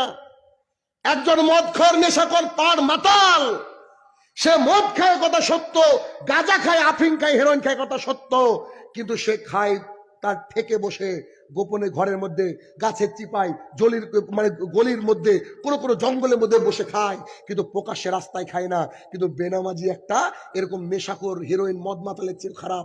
ও সরাসরি চায়ের দোকানে বসে এক হাতে চা আর এক হাতে সিগারেট, আর ওকে হাই আলাস সালাহ বলে ডাকাচ্ছে, তাও মসজিদে যায় না। এর চেয়ে আর কে লজ্জা দিব আপনাকে? আল্লাহ তাআলা যদি আপনার মধ্যে লজ্জার পার্সটা নষ্ট না করে দেন, যদি মরিচা না পড়ে যায়, আজকের বক্তৃতার পর আপনি সালাত ছাড়া তো দূরের কথা, সালাতের জন্য একেবারে ফজরের আগে উঠবেন ইনশাআল্লাহ। কারণ যে কোনো মুহূর্তে পৃথিবী থেকে চলে যেতে হবে, এ কথাই সত্য। যে কোনো মুহূর্তে আসার তো একটা টাইম আছে। কেমন? আমার ইন্ডিয়ান ড্রাইভার বলছে কয় তারিখে আসা হবে? আমরা কেন? বলছে 20 তারিখে বোর সিজার করব। তাহলে যদি 20 তারিখে করি, 7 দিন পর 26 তারিখে আকিকা, এই সময়টায় 2 দিন সময় দিতে পারবো না, কারণ আমি যখন বর্ডার দিয়ে যাব ও গাড়ি নিয়ে চলে আসবে আমাদেরকে নিতে। তো ও আবার আমাকে বলে, মানে ইন্ডিয়াটা আলহামদুলিল্লাহ এই এখান থেকে পার হওয়ার পরের দিন থেকে 17 এপ্রিল পর্যন্ত টানা প্রোগ্রাম। বুঝলেন? মানে মেন কথা, আমি বাংলাদেশে এত সময় দিতে পারি না, তাও বছরের একটা 20-22 দিন সময় নিয়ে আসি, কারণ আমার খুব কাছের কিছু মানুষ আছে তাদেরকে দেখানোর জন্য। এই যে আমার এইসব ভাইরা সব কোথা থেকে ভাই, কি ভোলার হাট থেকে কয়েকজন ভাই রেখেছে, ছুটে গেছে। কেন? ওদেরকে 500 টাকা করে দিব আমি নাকি যাওয়ার সময়? না, কেন? ভালোবাসে, দিনের দাওয়াত, বেশ এই ভালোবাসা, আর অন্য কিছু না ভাই আমার। তাহলে এইসব ভাই প্রত্যেক বছর নতুন নতুন নতুন নতুন কেউ কেউ সাক্ষাৎ হয়, আর তাদের সাথে একটা বন্ডিং হয়ে যায়। যেদিন শুনবে যে শাহিনুর রহমান মারা গিয়েছে, আমি নিশ্চিত সবাই আমার জন্য দোয়াই করবে ইনশাল্লাহ। তো মানুষের দোয়া পাওয়া একটা সৌভাগ্যের বিষয়, বুঝুন না? এদেশে তো হাজারো আলেম মারা গিয়েছে, কিন্তু জেলবন্দি আলেমের জন্য সবারই মন থেকে দোয়া, যিনি আল্লাহর কাছে চলে গিয়েছেন, বুঝেন না? অতএব বুঝেন ভাই আমার, যেটা আমি বলতে চাইছিলাম যে যারা হক কথা বলে তাদের শত্রু বেশি থাকলেও ভালোবাসার মানুষও কিন্তু কম নাই। আমরা যেমন হক কথা বলি তেমন আমরা সেলিব্রিটি হওয়ার নেশায় মানুষকে শিরক বিদআত থেকে সবসময় আমরা কি মানে টেনে হিসেবে বের করার চেষ্টা করি, তাতে যদি সমস্যা হয় হবে। কালকে একজন সভাপতি ছিল, কালকের আমি যেখানে মাহফিল করলাম, একজন সভাপতি অনেক বয়স্ক মানুষ, তিনি স্টেজে বসে বলছেন যে আমি ওনাকে বক্তৃতার বিষয় দিলাম, আমাদের এখানে একটা খানকা তৈরি হয়েছে, এই খানকার বিরুদ্ধে তিনি সব আমাকে স্টেজে দিয়ে দিলেন। ওই বিষয়ে আমি বক্তৃতা দিলাম, উনি বুড়ো বয়সে বুঝতে পেরেছেন যে খানকা এগুলো চলবে না, কিন্তু ইয়াং মানুষরা বুঝতে পারেনি। তা আমি বললাম শোনেন, আমরা ওই সেলিব্রিটি না যে আমার মাহফিলে 20 লাখ লোক হবে, 30 লাখ লোক হবে, আর আমি তাকে ইন্ডিয়ার কিছু গান শোনাবো, কিছু গজল শোনাবো, এর মাধ্যমে সমাজ পরিবর্তন হবে না, হবে না, হবে না, কিয়ামত পর্যন্ত হবে না। কিন্তু আব্দুর রাজ্জাককে এক সময় ঢুকতে দেন না আপনারা, এখন আসলে সবাই বলেন যে আমার বাড়িতে আসেন। রাসূলুল্লাহ সাল্লাল্লাহু আলাইহি সাল্লামকে তায়েফের ময়দান থেকে তাড়িয়ে দিয়েছে মানুষ, এখন তায়েফবাসী কোরআন বুকে নিয়ে কাঁদে। কারণ আমরা কষ্ট দিতে আসিনি, আপনি আমার ভাই, আপনাকে বোঝাতে এসেছি যে কবরে আমাদেরকে কেউ সাথ দিবে না, কিয়ামতের মাঠে কেউ সাথ দিবে না, যা করতে হবে তাই হচ্ছে। ওহো, আরেকটা জিনিস ভুলে গেছি, বেনামাজি কারা কারা বলতে গিয়ে যে 5টা বলেছিলাম না, 6 নম্বরে আরেকটা শুনে রাখেন, যেটা আমার মাথার মধ্যে ছিল না, যারা আল্লাহ রসুলের তরিকায় সালাত আদায় করে না এরাও বেনামাজি। রাসূল সাল্লাল্লাহু আলাইহি সাল্লাম বলেন, সাল্লু কামা রাআইতুমুনি উসাল্লি, সহিহ বুখারী। যে কোনো পাবলিকেশন আপনি দেখেন 631 নম্বর হাদিস, রাসূল সাল্লাল্লাহু আলাইহি সাল্লাম বলছেন তোমরা সালাত আদায় করো আমি যেমন করে করেছি, অর্থাৎ আমাকে দেখে আদায় করো। কোনো ইঞ্জিনিয়ারিং চলবে না, কোনো বাড়ানো কমানো চলবে না, আল্লাহ রসুল যেমন করে বলেছে তেমন করে হুবহু আদায় করতে হবে। যদি আদায় করতে পারেন তো হবে, যদি না পারেন তো হবে না। আল্লাহ কাছে বেনামাজি, আপনি আল্লাহ কাছে বেনামাজি, নিশ্চিত বেনামাজি। আচ্ছা কেন কেন? 1 মিনিট, আপনার ছেলে এলাকার মধ্যে পড়াশোনায় সবচেয়ে ভালো, ইন্টারমিডিয়েট পরীক্ষা দিবে, ছেলেকে বাবা জিজ্ঞাসা করছে আব্বু পরীক্ষা কেমন হয়েছে, ছেলে বলছে আব্বু 100-তে 98 পাবো ইনশাল্লাহ। এরকম ছাত্র আসে নাই? আমার মেয়ে 6 বছরের বয়স, পরীক্ষা দিয়ে এসেছে, আমি বলছি আম্মু কত পাবা, তো বলছে যতর মধ্যে পরীক্ষা অত না পারলে পড়বই না। বুঝলে কি কথা রে বাবা, এরকম করে তোমার বাপও তো বলতে পারেনি, তোমার বাপ এলাকার ছাত্র ছিল। তো বলছে যে আমি তোমার বিটি না, মানে খুব কথা আর কি, আমি তোমার মেয়ে না, ইংরেজি মাস্টারের মেয়ে, তুমি দেখো। তো সত্যি সত্যি রেজাল্ট বেরোলো, যেদিন 80 তার আগের দিন রেজাল্ট, 30শে ডিসেম্বর রেজাল্ট ছিল, দেখছি হ্যাঁ যা যত পরীক্ষা তত পেয়েছি, সব সাবজেক্টে আলহামদুলিল্লাহ। তো কি বলতে চাচ্ছিলাম, কি একটা কথা বলছিলাম আমি, হ্যাঁ, রাসূল সাল্লাল্লাহু আলাইহি সাল্লামের তরিকা যদি আমাদের এর মধ্যে না থাকে, আমাদের সালাতের মধ্যে না থাকে, তাহলে হবে না। আপনার ছেলে ইন্টারমিডিয়েট দিবে, পরীক্ষা দিবে, বাবা জিজ্ঞাসা করছে বেটা কত, বাবা কত বলেছে 98। ইমানদারিতে বলেন তো, ছেলে পরীক্ষা দিচ্ছে সত্যি সে 98 পেয়েছে, কিন্তু রোল নম্বরটা লিখতে ভুল করেছে, রেজাল্ট কি আসবে? পুরো খাতাই বাতিল। ইন্টারমিডিয়েট 8, 9, 10 এগুলা মানে 7, 6 এগুলো অসুবিধা না, কেন স্কুলে গিয়ে পরিবর্তন করা যায়। ইন্টারমিডিয়েট এমন ঢাকায় যাওয়া লাগবে, অনেক সমস্যা। তো মারা যাওয়ার পর তো রিটার্ন আসা যায় না, দুনিয়াতে তো ঢাকা যাওয়া যায়, তাই না? তো যদি তাই হয়, ছেলে সব ঠিক করেছে, খালি কি করেছে, রোল নাম্বারটা ভুল করেছে, তাই ছেলের রেজাল্টটা বাতিল। ওই মুহূর্তে ছেলেকে বাতিল, আর বাতিল শুনে ছেলে আত্মহত্যা করেছে, কিন্তু পরে আবার রেজাল্ট দেখে ছেলে পাস। আর কোনো কাজে লাগবে কি? আর কোনো কাজে লাগবে না। এখন কবরে আপনি গিয়েছেন, গিয়ে বলছেন আমার তো হুজুর এভাবেই বলতো, তখন ফেরেশতা, এমন একটা ফেরেশতাকে মোতায়েন করা হবে যে ফেরেশতা আপনাকে আমাকে মারবে, যার চোখও থাকবে না, কানও থাকবে না। মারের গতি কি হবে বলেন তো? কথা বুঝতে পেরেছেন? আরে পুলিশে মারলেও তো চোখ মুখ দেখে মারে গো, কিন্তু ফেরেশতা এমন করে মারবে যে ও বুঝতে পারছে না কাকে মারছি, দেখতে পাচ্ছে না কাকে মারছে, শুনতে পাচ্ছে না কাকে মারছে। পরিস্থিতি কত ভয়াবহ। অতএব আবার একটু কথাটাকে একটু প্যাকেট করে দিই। এক, সালাত আদায় না করলে সে ব্যক্তি কাফের, স্পষ্ট জেনে নেন। আমি মাঝে একটা কথা বলেছি যে আমাদের সমাজে বেনামাজি তৈরি করে আমাদের ইমামরা। কেন? তিনি যদি এইভাবে কড়া বক্তৃতা দিতেন, আমি আশাবাদী 100 মুসল্লি হতো না? 2, সালাত ছাড়া কিয়ামতের মাঠে কোন আমল নামার হিসাব নেওয়া হবে না। 3, সালাত আদায় করব কিন্তু নবীর তরিকায় হওয়া জরুরি, নবীর তরিকায় হওয়া জরুরি।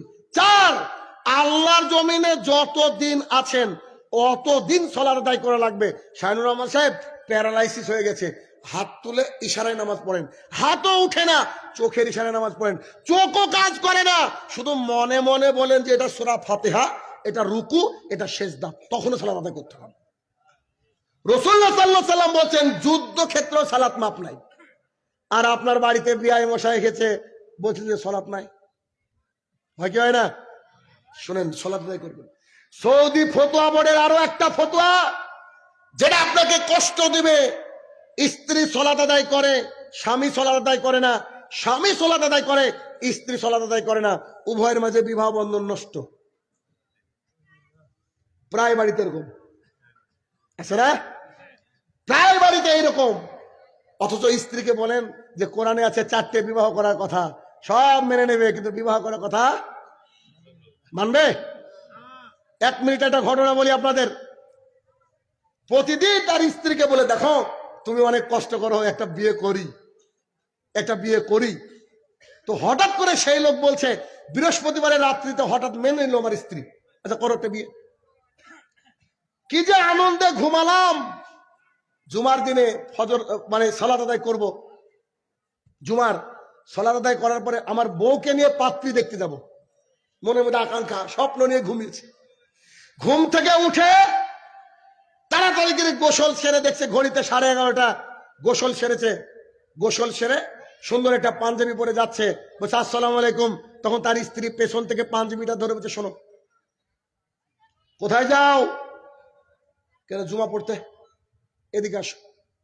ঘরে একটা ক্যালেন্ডার ছিল, ক্যালেন্ডারের দিকে তাকিয়ে বলছে আজকে কি বার দেখো তো। তো বলছে আজকে তারিখ এত, কি বুধবার, কি ব্যাপার, কবে শুয়েছিল? তো বুধবার কেন? বুঝে তুমি আমাকে প্রতিদিন বিয়ের কথা বলো, মেজাজ তো খারাপ করো। কালকে রাতে যখন বিয়ের কথা বললাম, মেজাজ তো আমার আরো খারাপ হলো। এমন ঘুমের ওষুধ দিয়েছি, বৃহস্পতিবারে রাতে শুয়ে বুধবারে চালা পাচ্ছে। আল্লাহর কসম করে বলছি, এরপরে যদি বিয়ের নাম মুখে আনো, এমন ওষুধ দিব কিয়ামতের মাঠে উঠবা। স্ত্রীরা আসলে সবকিছু মেনে নিতে তাই, কিন্তু স্বামীর ভাগ তারা দিবে না, ওই একাই স্বামীকে জ্বালাবে, দায়িত্ব নিছে একদম, বুঝলেন না? এক্সট্রা অতিরিক্ত কথাটুকু বললাম আপনারা আমার সতর্কতার জন্য, কিন্তু সেই স্ত্রীকে আমাদেরকে সালাতের মধ্যে নিয়ে আসতে হবে। আচ্ছা, গেল সালাত। শেষে সামান্য সময় আপনাকে একটু দেখাবো ইবাদত কবুল হওয়ার যতগুলো শর্ত হয়েছে, তার মধ্যে একটা শর্ত হচ্ছে হালাল রুজি। কি বলেন? হালাল রুজি। হালাল রুজি যদি না থাকে, তাহলে আমরা যত ইবাদত করি না কেন, এই ইবাদত আল্লাহর কাছে কবুল হবে না। মুসলিম শরীফের হাদিস, রাসূল সাল্লাল্লাহু আলাইহি সাল্লাম বলছেন, ইন্নাল্লাহা তাইয়্যিবুন, নিশ্চয়ই আল্লাহ পবিত্র, লা ইয়াকবালু ইল্লা তাইয়্যিবা, নিশ্চয়ই আল্লাহ পবিত্রতা ছাড়া অন্য কিছু গ্রহণ করেন না। পান, বিড়ি, জর্দা, গুল, সিগারেট কি পবিত্র?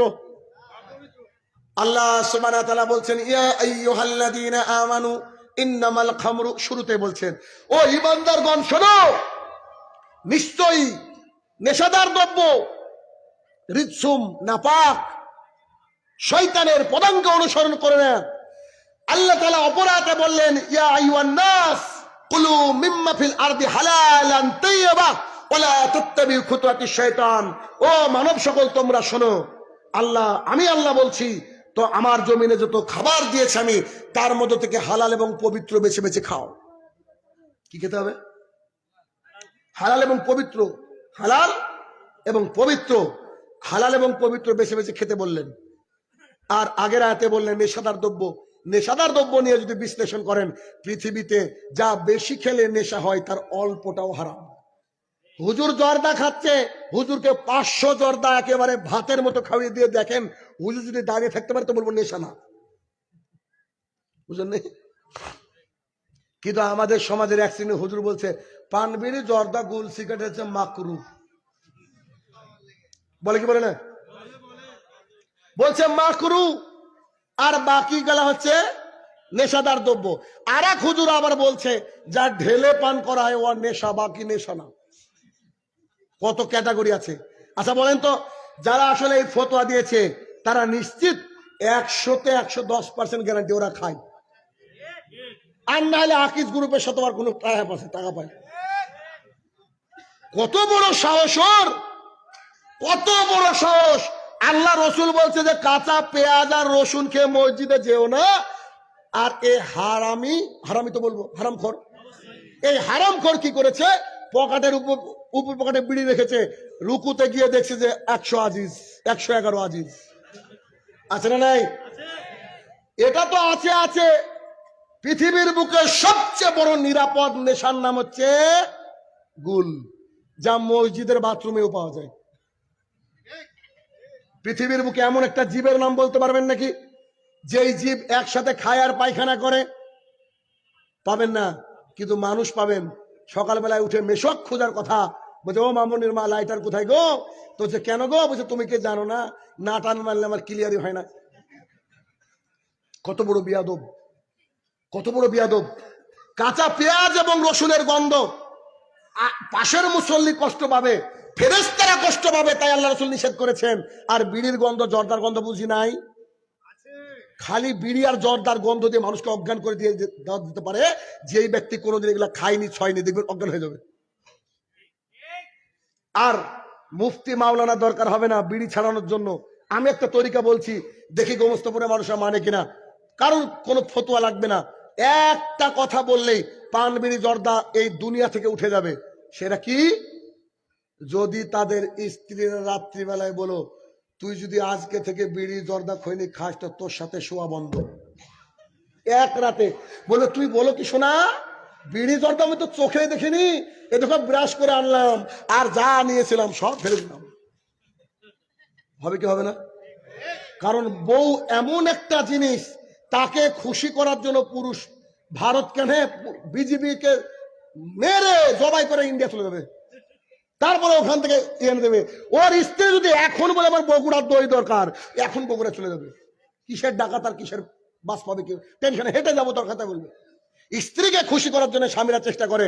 স্বামীকে শুধরানোর জন্য পৃথিবীতে সবচেয়ে বড় মাধ্যম হচ্ছে স্ত্রী। বুঝেন না? স্ত্রী যদি বলে যে আমি তোমার সাথে আর সম্পর্ক নাই, সেদিন থেকে দেখবেন যে পুরুষরা সব বিড়ি ছেড়ে দিয়েছে, জর্দা ছেড়ে দিয়েছে, খৈনি ছেড়ে দিয়েছে। কিন্তু দুঃখিত, তারাও কিছু বলে না। আর এরা তো আছে, হারামখোররা তো আছে। শোনেন, পৃথিবীর কোন আলেম এসে একটা হাদিসকে উল্টাতে পারবে না। আর মাকরু যারা বলে তাদের বাবা 14 গোষ্ঠীকে চ্যালেঞ্জ করলাম, কিয়ামত পর্যন্ত মাকরুর দলিল পৃথিবীতে নাই। মাকরুর দলিল পৃথিবীতে কোথা থেকে আসলো? এই হাদিস হচ্ছে মেড ইন চায়না, যার কোনো গ্যারান্টি নাই। হুজুরের পকেট থেকে হাদিস বের করেছে, বুঝেন না? আল্লাহ রাসূল সাল্লাল্লাহু আলাইহি ওয়াসাল্লাম কি বলেছেন দেখেন। আন আয়েশা রাদিয়াল্লাহু তাআলা আনহা قالت قال رسول الله সাল্লাল্লাহু আলাইহি ওয়াসাল্লাম, আয়েশা রাদিয়াল্লাহু তাআলা আনহা বলেন রাসূলুল্লাহ সাল্লাল্লাহু আলাইহি ওয়াসাল্লাম বলেছেন কুল্লু খামরিন, আল্লাহু আকবার। আচ্ছা কুল্লু মানে কি? সব। সৌদি আরবে যদি কারা যেয়ে থাকেন জিজ্ঞেস করবে যে এই দুটো আপনাকে নিয়ে যেতে বলছে। এবার একদম আল্লাহ শিল কুল্লু মানে শিল মানে তুলো, তখন কুল্লু মানে পুরো আপনাকে তুলে নিয়ে যেতে হবে। তো কুল্লু মুস্কিরিন খামরুন, আর কুল্লু খামরিন হারাম। প্রত্যেকটা নেশাদার বস্তু মদ, আর প্রত্যেকটা মদই হারাম।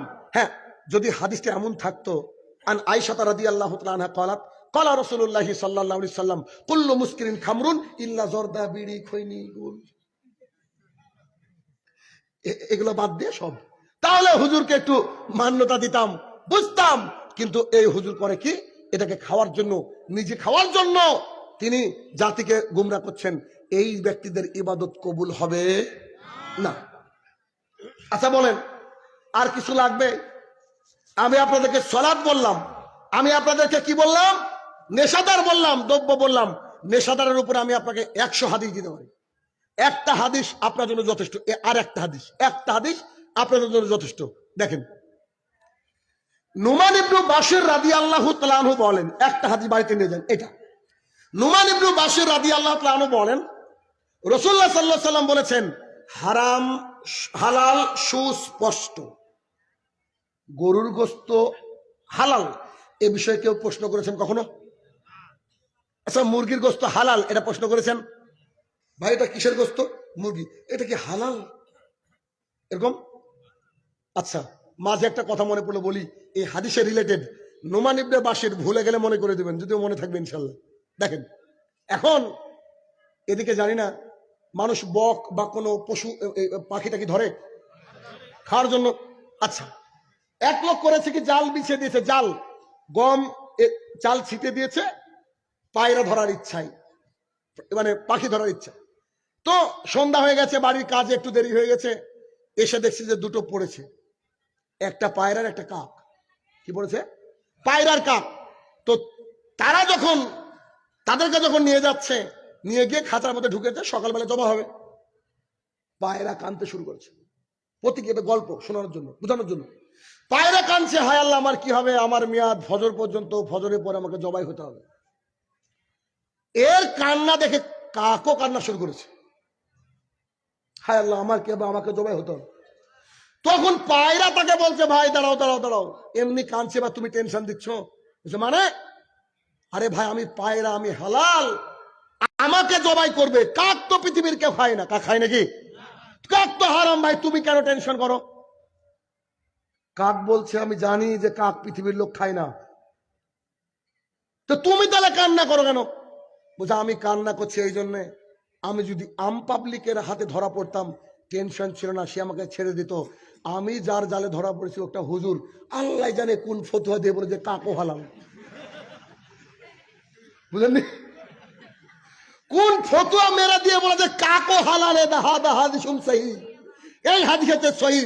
তখন আমি কি করব? পায়রা বসে তো টেনশন আরো বাড়িয়ে দিলাম। বুঝেননি? এক জঙ্গলে হাতি ধরতে এসেছে, তো হাতি বাইরে পালিয়ে যাচ্ছে, একটা হুইসেল দেয় না ওরা? হুইসেল দেয় হাতি ধরার জন্য, হাতি বাইরে পালিয়ে যাচ্ছে, আর একটা মোষ তার সাথে সাথে পালাচ্ছে। কিছু দূর পালানোর পর হাতি বলছে, ভাই হাতি ধরতে এসেছে, মহিষ না, আপনি পালাচ্ছ, তুমি পালাচ্ছ কেন? তো হাতিকে মোষ জবাব দিচ্ছে, বুঝি এটা বাংলাদেশ, শুধু একবার যদি কোর্টে বিচার যায় আমি যে মোষ, আমি যে হাতি না, এটা প্রমাণ করতে 20 বছর লাগবে। এই জন্য ভাই পালিয়ে যাওয়াটাই নিরাপদ। বুঝেননি কথা? তো হুজুর যে কখন কি